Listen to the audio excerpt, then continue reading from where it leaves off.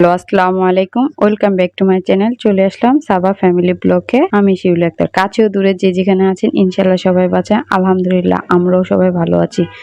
তো আজকেও আরেকটি ইফতারির ভিডিও নিয়ে চলে আসলাম। তো আমাদের যেহেতু মাহে রমজান চলছে, তো এখন সবার ঘরে ঘরে ভালো মন্দ সবকিছুই রান্না হচ্ছে। ইফতারি তো আছেই। ইফতারি আমাদের একদম ইফতারিটা হয়েছে আমাদের একটা মূল একটা জিনিস। যেহেতু আমরা ইফতারি না খেলে আমাদের হয়ই না, মনে হয় কি জানি খাই নাই, কি জানি নাই, এরকম এরকম লাগে। তো এরকম একটা কাহিনী, যেহেতু আমাদের রমজান মাসে ভাজা পোড়া প্রচন্ড খাওয়া পড়ে, যেহেতু আলুর চপ, বেগুনি, পেঁয়াজু, তারপর ডিম বড়া, ডিম চপ, তারপর এগুলোর সাথে আরো বিভিন্ন আইটেম আছে। তো অনেক খাবার আছে, যে যেভাবে বানাতে পারে, যেভাবে তৈরি করতে পারে সবার বাসায় তৈরি হয়। তো এভাবে আমরা প্রতি রমজান চলে যাচ্ছে। যে আজকে আমি 19 রোজার বয়স দিচ্ছি। তো রমজান তো আমাদের চলে যাচ্ছে, আমাদের জন্য অপেক্ষা করছে না। মাহে রমজান আমাদের একটা বছরের সাধনা, আমরা এই রমজানের জন্য অপেক্ষা করি। আসলে ব্যায়াম সাধনার মাস চলে যাচ্ছে, আসলে কষ্ট হচ্ছে না কারো রোজার, এত একটা বাচ্চারাও রোজা রাখছে অনেক ভালোভাবে। তো এইভাবে রোজাগুলো চলে যাচ্ছে। আসলে রোজার ভিতরে আমাদের অনেক স্মৃতি পড়ে আছে। আসলে রমজান, যেহেতু আমার বাবা চলে গিয়েছে, গত রমজানে আমার বাবা ছিল আমাদের সাথে। আমাদের বাবা, আমরা ভাবিনি যে এই বছর আমার বাবাকে রমজানে আর পাবো না, তারপরও বাবাকে হারিয়ে ফেলেছি। ভিতরে অনেকটা আকাঙ্ক্ষা, প্রত্যাশা সবকিছুই কাজ করে, কিছু বলে বোঝানোর মতো না। আসলে বাবা মার চাওয়া পাওয়া, বাবা মার ভালোবাসা, সেগুলো বাবা মা না থাকলে সেগুলো অপূরণীয় থাকে। আমি আমার নিজেকে দিয়ে আমি নিজে বুঝছি, আমার বাবার সবকিছু আমার এখন ভাবে, কল্পনায় সবকিছু মনে পড়ে। কিছুই করার নেই, আমার সব কষ্ট সবকিছু আমার ভিতরে ভিতরে আঘাতগুলো একেবারে নিমিষে হয়ে যাচ্ছে। তো মুরগি রান্না করছি এখানে। তো বাবার কথা বললে আমি অনেকটাই আপসেট হয়ে যাই, যে বলে বোঝাতে পারবো না। আমার আসলে, আমি বাবার বড় মেয়ে, তারপর আমি একটাই মেয়ে, আমরা 2 ভাই 1 বোন। তো বাবা হারার বেদনা যে কতটুকু, আমার সাথে আমার ভাইয়ের বাবাটাও হারাই ফেলেছে। ও আমার বাবার 2 মাস পরে বাবা হারিয়েছে। তো ও বুঝে যে বাবার হারার বেদনা কি। তো এরকম একটা পরিস্থিতি আমাদের ফ্যামিলির মধ্যে। তো যাক, আল্লাহ পাক, বাবাকে ছাড়া তো আর কোনো কিছু অপূরণীয় রাখে নাই। সব চলছে, বাবা নাই, এতটুকুই কষ্ট, এতটুকুই বেদনা। তো সব কাজ সুন্দর করে চলে যাচ্ছে। বাবার জন্য কোনো কিছু থেমে থাকে না। আসলে কারোর জন্য কোনো কিছু থেমে থাকে না। তার জন্য বলছি। তো এই তো খিচুড়ি রান্না করব। মুগ ডাল, মসুরির ডাল সবকিছু নিয়েছি একসাথে ভেজে। তো আজকে আমি আসলে ইফতারিটা বানিয়েছি যখন তখন 12 রমজান চলে তখনকার ইফতারি। আর এখন তো 19 রোজা বয়স দিচ্ছি। তো ইফতারিটা বানিয়েছি। এতদিন অন্য অন্য ভিডিও ছাড়া হয়েছে, এই ভিডিওটা আর ছাড়া হয়নি। তাই ভাবলাম যে রমজান চলে যাবে, দিয়ে ভিডিওটা আজকে। তার জন্য ভিডিওটা এডিট করে নিলাম রাত্রে। এখন আমি ভয়েস দিচ্ছি। তো আসলে ভয়েস দিতে গেলে অনেকটাই কষ্ট হয়। রমজান থেকে ভয়েস দেওয়াটা আসলে অনেক কষ্ট হয়।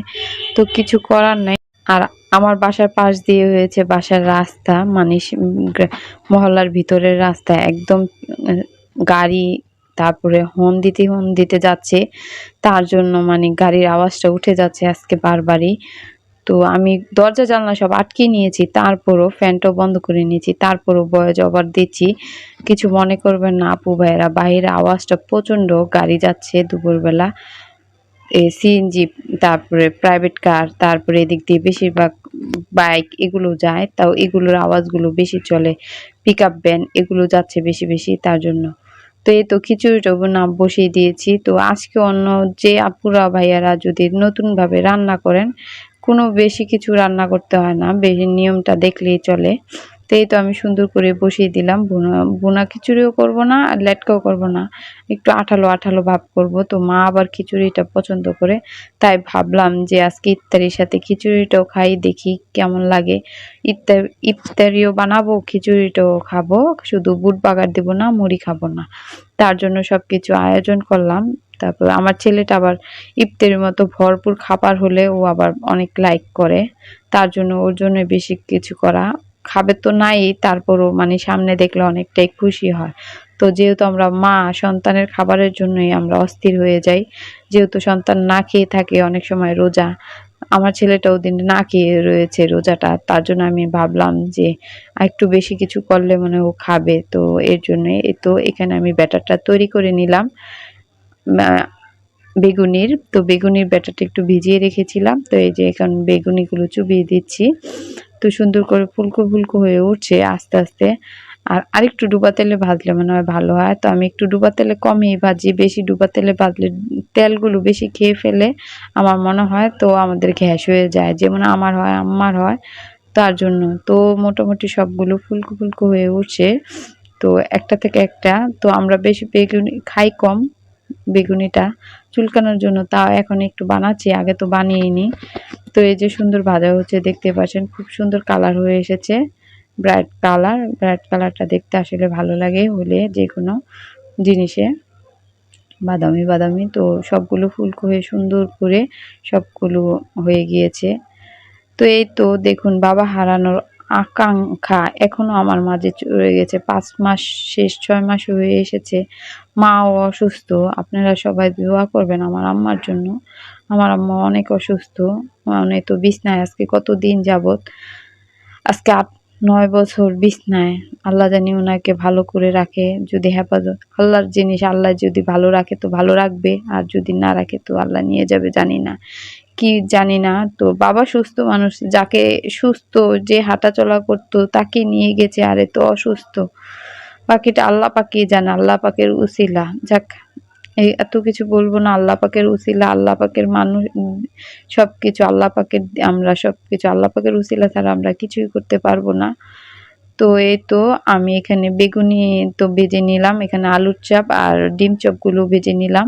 ডিম চপগুলো উঠেছে যে আলুর চপগুলো ফুলকো ফুলকো হয়েছে, দেখতেই পাচ্ছেন ব্রাউন কালার হয়ে এসেছে। তো এখানে সবগুলো সুন্দর কালার হয়ে এসেছে। তো এই যে এখানে পেঁয়াজগুলো ভেজে নিচ্ছি আমি। তো এর জন্য বললাম যে সবগুলো দেখতে অনেক সুন্দর হয়েছে, কালারফুল। আর আগের ভিডিওতে বলেছিলাম যে ফিলিস্তিনের ভিডিওগুলো দেখলে আমার অনেক খারাপ লাগে, আসলে অনেক খারাপ লাগে। আমরা কত কিছু রান্না করে খাচ্ছি, ওরা কিছুই খেতে পারে না। আর এখানে ছোট ছোট বেবিগুলো নিঃস্ব হয়ে যাচ্ছে, মা বাবার কোল থেকে নিঃস্ব হয়ে যাচ্ছে। মা বাবাগুলো বাচ্চার লাশগুলো কাঁধে নিয়ে কান্না করতেছে। এগুলো দেখলে আমার অনেক অনেক কষ্ট লাগে, আসলে বলে বোঝাতে পারবো না। আমরা সবাই দোয়া করি আল্লাহ জানি ফিলিস্তিনিকে হেফাজত করে, ফিলিস্তিনির এই দুর্ভোগ জানি কেটে উঠতে পারে, আল্লাহ জানি তাদেরকে শান্তিময় করে, আল্লাহ পাক জানি শান্তিময় করে। এই মুসলমান ভাই বোনদেরকে আল্লাহ শান্তি দিক, আমাদের মা ভাই বোন সবাইকে শান্তি দিক। তো আমার রান্না বাড়া শেষ, আমি ইত্যাদি গুছিয়ে নিয়েছি। তো এই তো কিছু মুরগিও হয়ে গেছে, খিচুড়ি হয়ে গেছে, আর যা ইত্যাদিগুলো তৈরি করেছি ইত্যাদি, এগুলো আমার হয়ে এসেছে। তো এখন আমরা সবাই ইফতারি করার পালা। তো পুরোনো ভিডিওগুলো আমি সামনে একটু একটু করে টেনে দিয়েছি যে দেখতে সুন্দর লাগে, তার জন্য যেগুলো বানিয়েছি ওগুলো সবগুলো ভিডিওগুলো আবার একটু পিকচার থেকে দিয়ে দিলাম, ছবির থেকে। তো দেখতে আসলে ভালো লাগে। এই তো দেখতে পাচ্ছেন পেঁয়াজু যে গরম গরম ভাজা হচ্ছে, ওই পিকচারটাও দিয়ে দিয়েছি। তো আমরা সবাই টেবিলে বসে পড়েছি, তো খাবারের জন্য অপেক্ষা করছি কখন আজান দিবে, আমরা কখন সবাই ইফতারিগুলো করে নিব।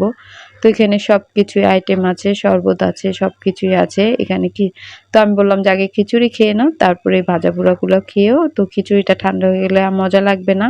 তো আমার হাজব্যান্ড বলল ঠিক আছে, এখানে ফ্রুটসগুলো খেয়ে তারপর আমরা ইফতারিগুলো খেয়ে নিব। তো আল্লাহ হাফেজ, আজকের মতো এখানে বিদায় নিলাম।